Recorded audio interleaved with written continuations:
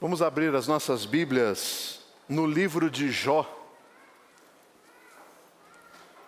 Livro de Jó, capítulo 1. Faremos a leitura do verso 13 ao verso 22.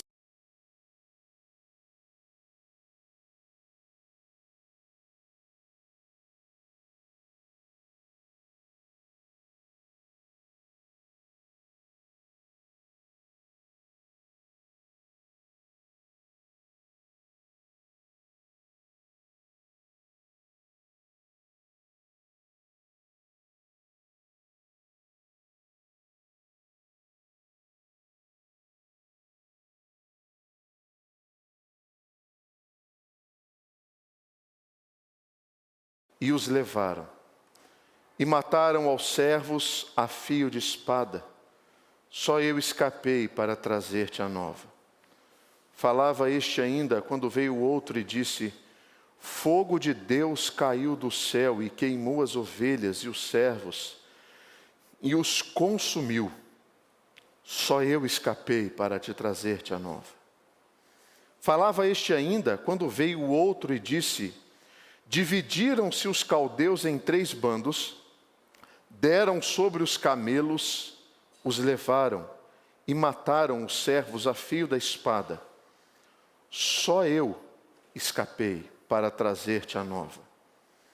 Também este falava ainda quando veio o outro e disse: estando seus filhos e suas filhas comendo e bebendo vinho na casa do irmão primogênito, eis que levantou grande vento da banda do deserto, e deu nos 4 cantos da casa, e caiu sobre eles, e morreram.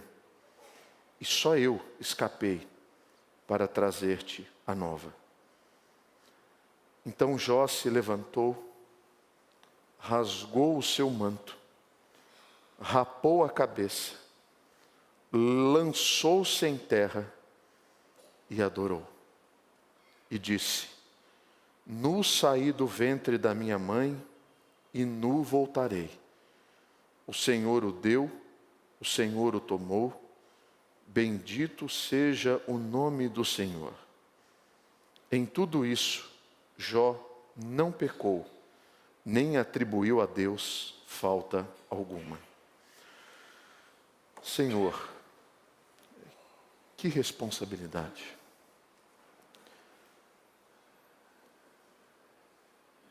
Eu tremo diante de tamanho desafio.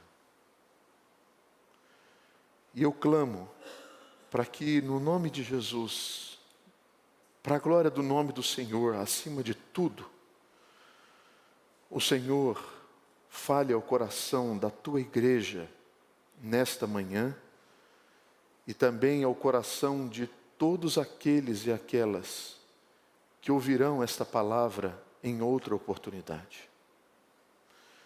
E eu peço, Deus, que por meio da crença que só o Espírito Santo nos dá, a fé, as atitudes deste homem sejam as nossas atitudes diante das nossas dificuldades. Ouça, Deus, esta oração. É o que eu te peço em nome de Jesus. Amém. Que livro é esse? Que história é essa? O livro de Jó, ele tem uma temática que é o fio central de todos os 42 capítulos. O sofrimento do homem. Pior, o sofrimento do justo. Por que coisas boas, ou melhor, coisas ruins acontecem com pessoas boas? Não existe um fechamento desse livro que traga tamanha explicação humana para esse acontecimento. Não existe. Existe um entendimento divino do que acontece com um homem, não humano, divino. Que livro é esse? Esse é um livro que possui o início em prosa, depois quase 38 versículos em poesia, e depois ele retorna para uma narrativa de prosa. Se a gente pudesse colocar 3 palavras para a divisão desse livro, capítulo 1 e 2, 3 até o 39, 40, 41 e 42, seria assim. A primeira palavra, a tragédia. Depois, no desenrolar da poesia, da conversa de Jó com seus amigos, um trauma. E lá no final, o triunfo. Guarde isso. Tragédia, trauma e triunfo. Quando você bater o olho no livro de Jó, essa é a estrutura desse livro. 3 grandes blocos. O sofrimento. O sofrimento, ele assola todos nós. As crianças que estavam aqui, hoje de manhã, agora há pouco, sofrem. O nosso nascimento, ele já é um nascimento com expressão de sofrimento. Deixei o ambiente em que eu estava. E a primeira manifestação da minha voz é o choro. E a última que eu vou deixar vai ser o choro da morte, em vida. Ou seja, nesse intervalo de nascer e morrer, todos nós sofremos. Ninguém está à parte disso. Ninguém. Ninguém está à parte disso. O sofrimento, ele causa coisas extremamente estranhas em nós. Pessoas que sofrem podem xingar. Ah, mas mesmo sendo crente? Mesmo sendo crente. Pessoas que sofrem, elas carregam aquela acidez de uma vida azeda, podem carregar. Podem blasfemar, podem praguejar, porque o sofrimento pode produzir isso em todos nós. Ninguém está livre disso. Diante do sofrimento, 3 personagens são colocados aqui no livro de Jó de maneira mais simples. Eu estou sendo menos específico. Você tem a esposa de Jó, você tem os amigos de Jó e você tem Jó. Quem são esses amigos de Jó? Os amigos de Jó são aqueles homens que se aproximam dele com uma construção de teologia feita a partir da dor do outro, não da minha, da dor do outro.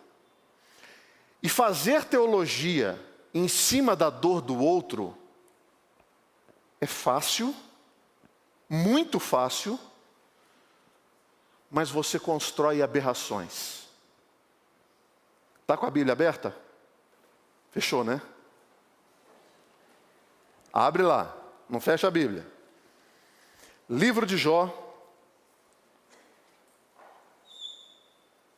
capítulo 42.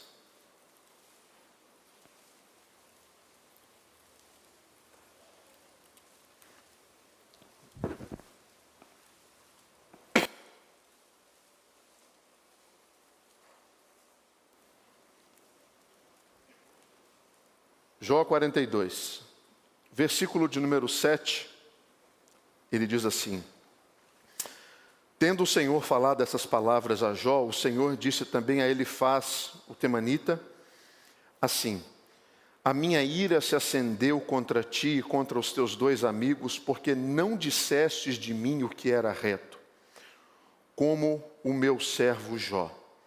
Tomai, pois, 7 novilhos, 7 carneiros, ide ao meu servo Jó, e oferecei holocaustos por vós. O meu servo Jó orará por vós, porque dele aceitarei a intercessão, para que eu não vos trate segundo a vossa loucura. Porque vós não dissestes de mim o que era reto, como o meu servo Jó. Então foram Elifaz, o Temanita, Bildade, o Suíta, Zofar, o Naamita, e fizeram como o Senhor lhe ordenara, e o Senhor aceitou a oração de Jó. Olhar para o sofrimento do outro a partir de uma ótica extremamente externa faz com que a gente construa uma imagem de Deus que não é a imagem de Deus. Esse é o grande perigo quando você vai aconselhar pessoas que estão passando por dificuldades sem utilizar a palavra de Deus. Quando você vai aconselhar ou tentar aconselhar pessoas que estão em luto, sofrimento, doença terminal, desemprego.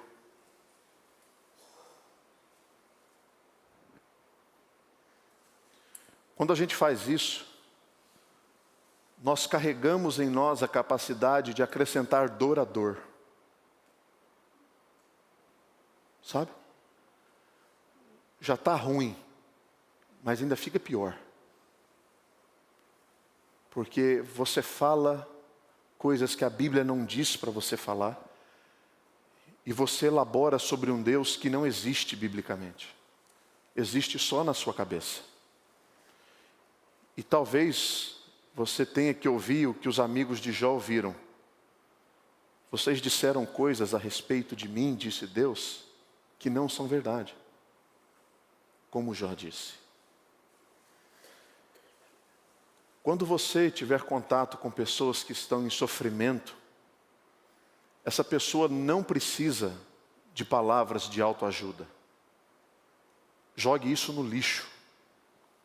Descarte isso. Ela não precisa ouvir assim, tudo vai ficar bem, porque pode não ficar. Deus vai curar, Ele pode não curar. A morte pode ser o caminho, a morte pode ser a solução, o sofrimento pode ser o que Deus determinou para esse momento da vida. Não construa teologia em cima da dor do outro, construa teologia em cima da Bíblia. Olhe o sofrimento em outra perspectiva. A outra personagem desse texto, a mulher de Jó. Ela não construiu teologia em cima da dor do outro. Ela construiu uma teologia em cima da sua própria dor. E a teologia dela foi a teologia do ceticismo, da praga, da dissolução dos laços com o divino, da quebra da confiança. E preste atenção, nós entendemos qual é a dor desta mulher. Afinal de contas, ela perdeu tudo, inclusive o bem mais precioso que ela tinha, que eram os seus filhos. Mas as ações e as atitudes dessa mulher construíram um caminho para que ela se afastasse do seu Criador e não mais o adorasse. As palavras que saíram dos lábios dela não foram palavras agradáveis. No capítulo 2, não fechou a Bíblia, né? No capítulo de número 2, no versos 9 e 10, ela diz assim, ainda, dizendo para Jó, ainda conservas a tua integridade? Amaldiçoa o teu Deus, amaldiçoa a Deus e morre. Mas ele respondeu, falas como qualquer doida. Temos recebido o bem de Deus e não receberíamos também o mal? Em tudo isso não pecou Jó com os seus lábios. O próprio salmista Asaf, no Salmo 77, ele é também um homem que expressa várias orações a Deus que são assim, aos nossos olhos, loucura. Que ele diz assim: rejeita o Senhor para sempre? Acaso não se torna a ser propício? Cessou perpetuamente a sua graça? Caducou a sua promessa para todas as gerações? Esqueceu-se de ser benigno? Ou a sua ira terá reprimido as suas misericórdias? Quem de nós ora assim?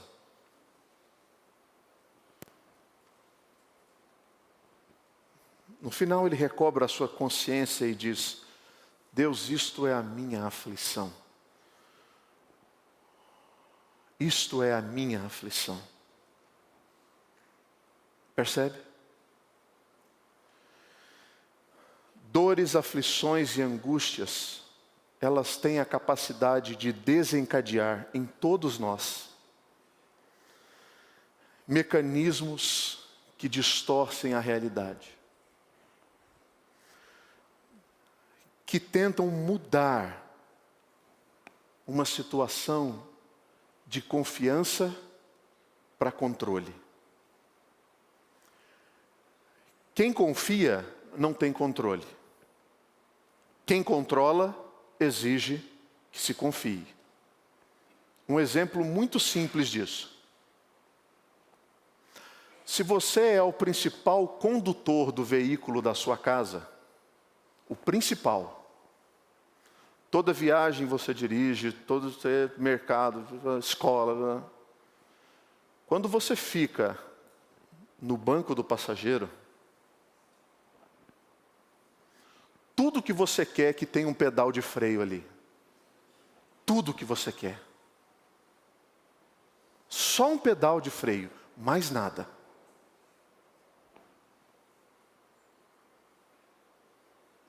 Quem controla exige confiança.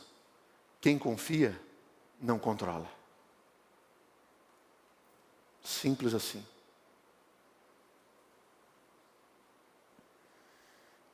Essa mulher perdeu o controle. Perdeu a confiança. Ela não tem mais nada em suas mãos. E Jó? Jó é a personagem principal do nosso texto. Ele é aquela história que carrega paciência, exemplo, atitudes louváveis. E homens como esse, eles são imprescindíveis que nós o tenhamos como uma referência. É um ser humano que vale a pena a gente olhar com cuidado, tá? Só para desmistificar um pouquinho assim, essa questão de Jó, aquilo que o capítulo 1 e 2 diz como sendo algo bom ao seu nome, Jó era um homem íntegro e reto, justo e reto. Você dizer isso a respeito de uma pessoa é um elogio, não é? É um elogio. O outro lado dessa história, que é maculado pelo pecado, é que quando um título desse é dado a alguém, dificilmente essa pessoa reconhece as suas faltas e as suas falhas. Dificilmente. Tanto que quase 39 versículos desse livro são homens dando conselhos errados sobre uma pessoa errada que em nenhum momento admite nada acerca do que é dito. Ou seja, a sua própria justiça e a sua própria retidão o tomou ao ponto dele se achar irrepreensível. E aí só no 42 no 39, quando começa o discurso de Deus, que ele diz: onde estava? Onde estava? Onde estava? Onde você estava quando? Onde você estava quando eu criei os céus e a terra? Onde vocês estavam quando eu separei as águas do mar? Onde vocês estavam quando tudo foi criado pelo poder da minha palavra? Ô miserável, onde você estava? Aí ele cai em si e diz: eu te conhecia só de ouvir falar, agora os meus olhos te veem, eu me abomino, eu me arrependo. Entende? Então, a retidão dos primeiros 2 capítulos acaba sendo o veneno de todos os outros que ele só vai entender lá no final. A despeito de tudo isso, é imprescindível que algumas atitudes de Jó sejam para nós remédio para a nossa dor e para o nosso sofrimento. A primeira delas, os olhos de Jó estavam fixos em Deus. E quando a gente olha para Deus, a gente não olha para nenhuma outra coisa que esteja ao redor dele. Somente para o Senhor. No capítulo 1, no versículo 20, ele diz assim: lançou-se em terra e o adorou. Nenhuma adoração, ela é biblicamente tão intensa como as adorações que fazem com que o homem se curve. Nenhuma. Levantar as mãos, pular, não. A adoração bíblica mais profunda é aquela que curva o homem ao pó e eleva Deus às mais altas posições. Essa é a adoração mais profunda biblicamente. E esse homem, diante de todas essas notícias, faz isso. Ele mantém os seus olhos fixos em Deus. Se popularizou no Brasil um esporte chamado slackline. É uma fita de mais ou menos 10 centímetros, presa em 2 árvores, com muita pressão, bem esticada, e ali você tem que andar sobre essa fita, né? A primeira orientação que o instrutor dá para um aluno é: encontra um ponto fixo para você olhar. Encontra um ponto fixo para você olhar. Vai ficar mais fácil você atravessar essa instabilidade. É exatamente o que Jó fez.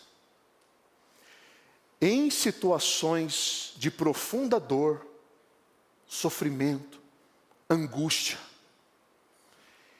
encontre um ponto fixo para que os seus olhos não saiam desta direção.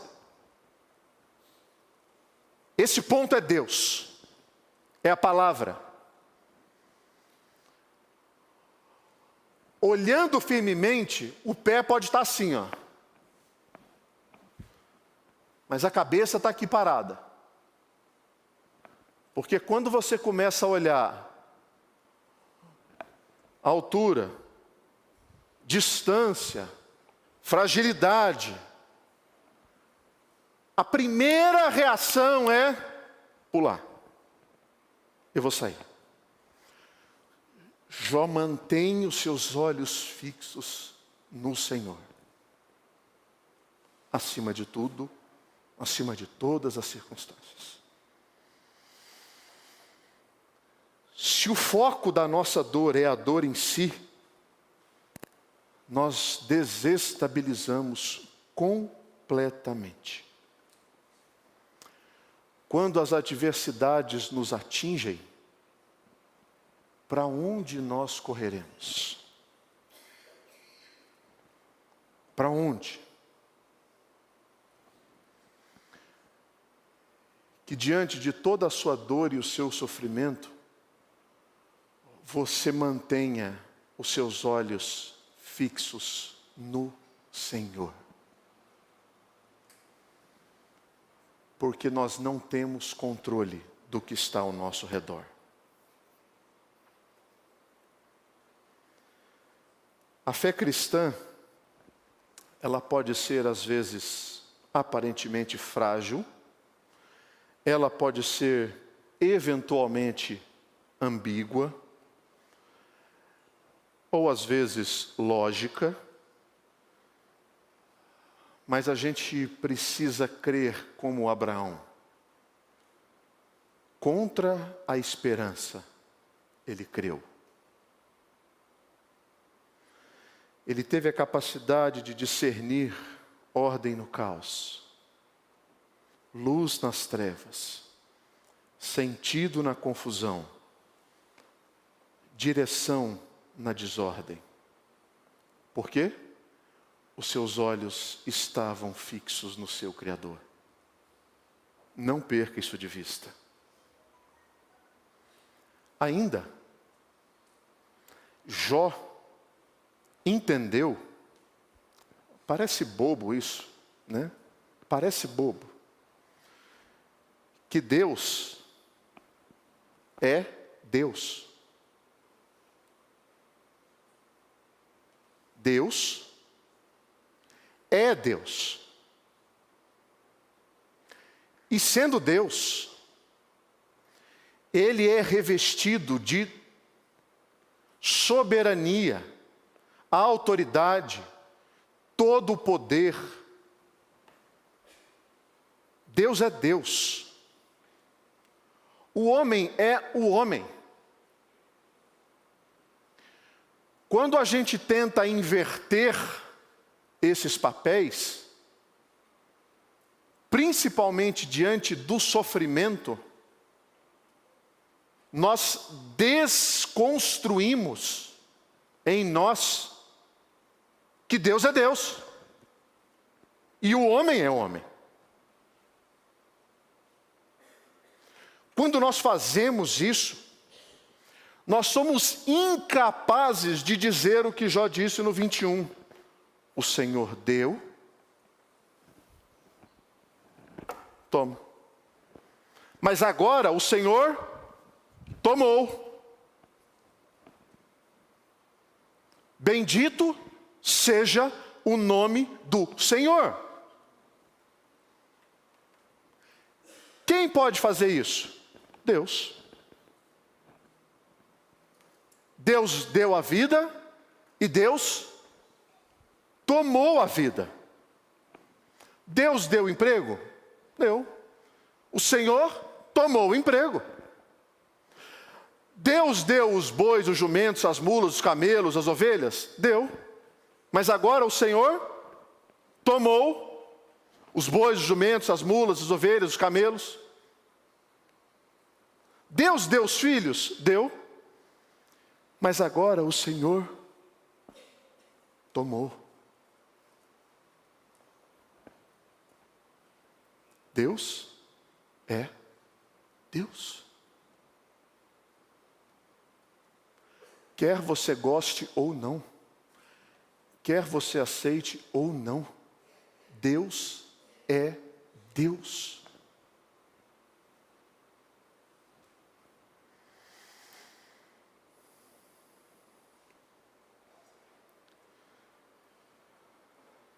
O Salmo 23, versículo 1. Esse nem precisa abrir, né? O Senhor é o meu e nada me faltará. Se Ele é pastor, eu preciso ser ovelha. Não existe ovelha debaixo de si mesma. Toda ovelha está debaixo de um pastor. Ovelha debaixo de si mesma é lobo, não é ovelha. Toda ovelha está debaixo de um pastor. Essa compreensão Jó carrega. E ele diz assim para Deus, em 2 versículos, eu vou ler aqui. Senhor, na tua mão está a alma de todo ser vivente e o espírito de todo gênero humano. Jó dizendo para Deus. Ainda, o que ele deitar abaixo não se reedificará. Lança na prisão e ninguém pode abrir. Porque Deus é Deus. Ele tem toda a autoridade para fazer o que lhe apraz. Ainda,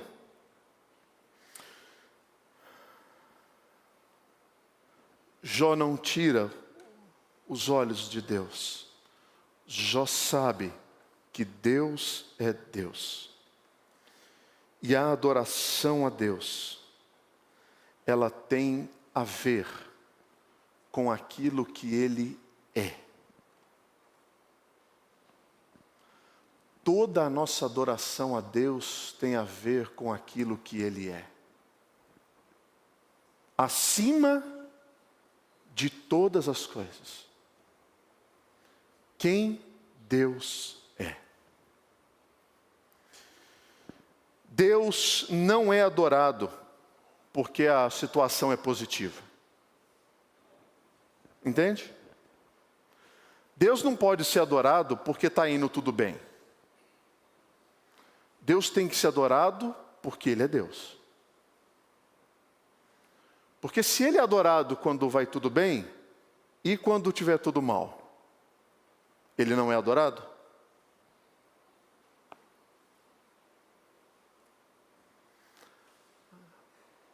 Hoje de manhã, a Clara não queria vir à igreja.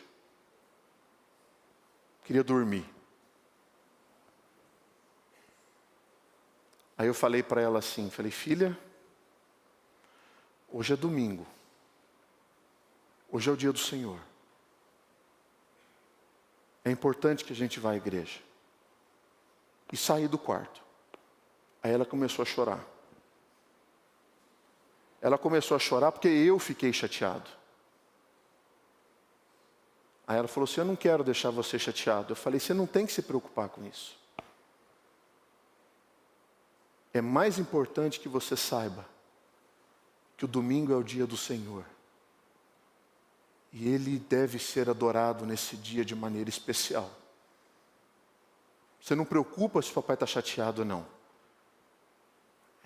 É mais em cima. É mais profundo. A nossa adoração a Deus precisa surgir daquilo que Deus é.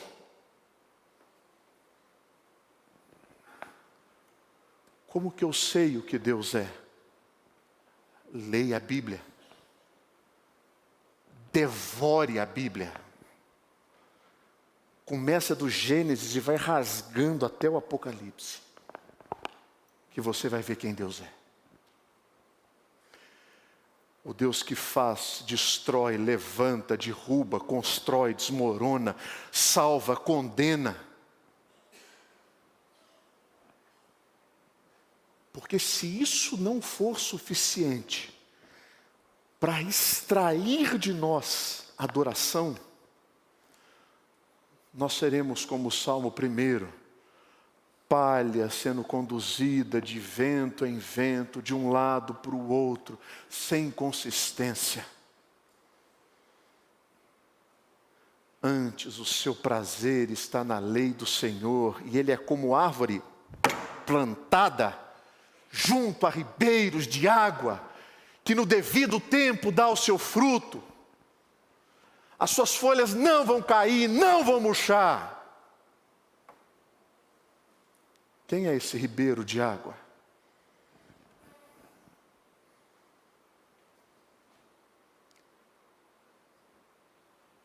Quem lê esse texto e diz, que homem é esse, que depois de perder tudo, raspa a sua cabeça, literalmente, né? Raspa a cabeça, rasga a roupa, dobra o joelho e adora a Deus.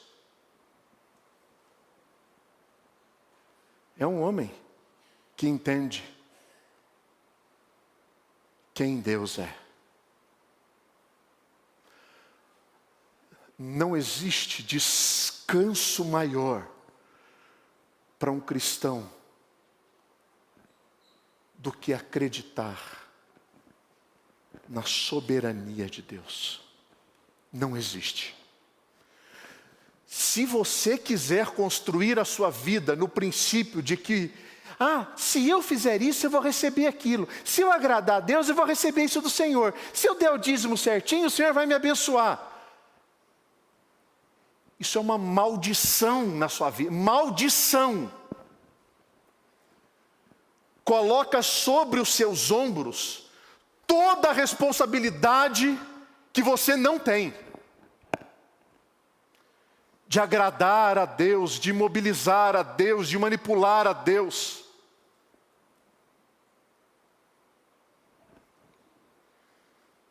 Você ainda não entendeu que tudo foi feito de cima para baixo? O Espírito de Deus pairava, e dessa posição Ele ordena, e dessa posição Ele separa, divide, cria, ilumina, dá vida, sopra, e dessa posição Ele olha para Cristo e diz, vá, e Cristo desce, e quando o véu rasga é de cima para baixo, é tudo de cima para baixo. E quando você entende isso, o que surge de baixo para cima é a adoração.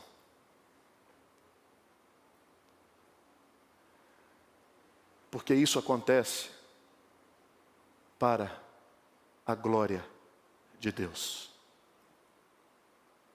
Tudo é para a glória de Deus. O seu riso é para a glória de Deus. A sua vida é para a glória de Deus. O seu choro é para a glória de Deus. A sua morte é para a glória de Deus. Tudo é para a glória de Deus. Descansar nisso é ter a convicção de que eu não tenho controle, eu não tenho domínio, eu não tenho autoridade, eu não tenho nada. Tudo é para a glória de Deus. Senhor, louvado seja o teu nome. O Senhor deu, o Senhor tomou, bendito seja o nome do Senhor. É o que Jó diz no versículo 21. Bendito seja o nome do Senhor. É aquela fé do ainda que. Você conhece a fé do ainda que?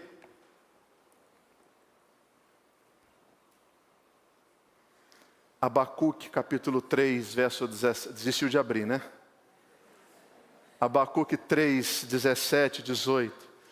Ainda que a figueira não floresça, não haja fruto na vide, ainda que o fruto da oliveira minta, os campos não produzam mantimento, ainda que as ovelhas sejam arrebatadas do aprisco, ainda que nos currais não haja gado, eu todavia me alegrarei no Senhor e exulto no Deus da minha salvação. Aleluia! Ainda que,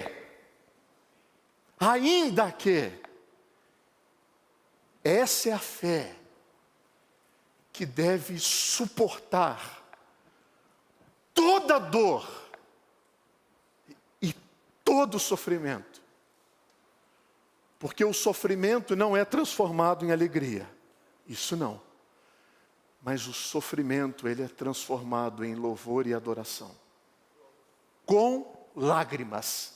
Com dor. Mas o que sai do meu lábio é louvor e adoração àquele que reina para todo sempre. Amém.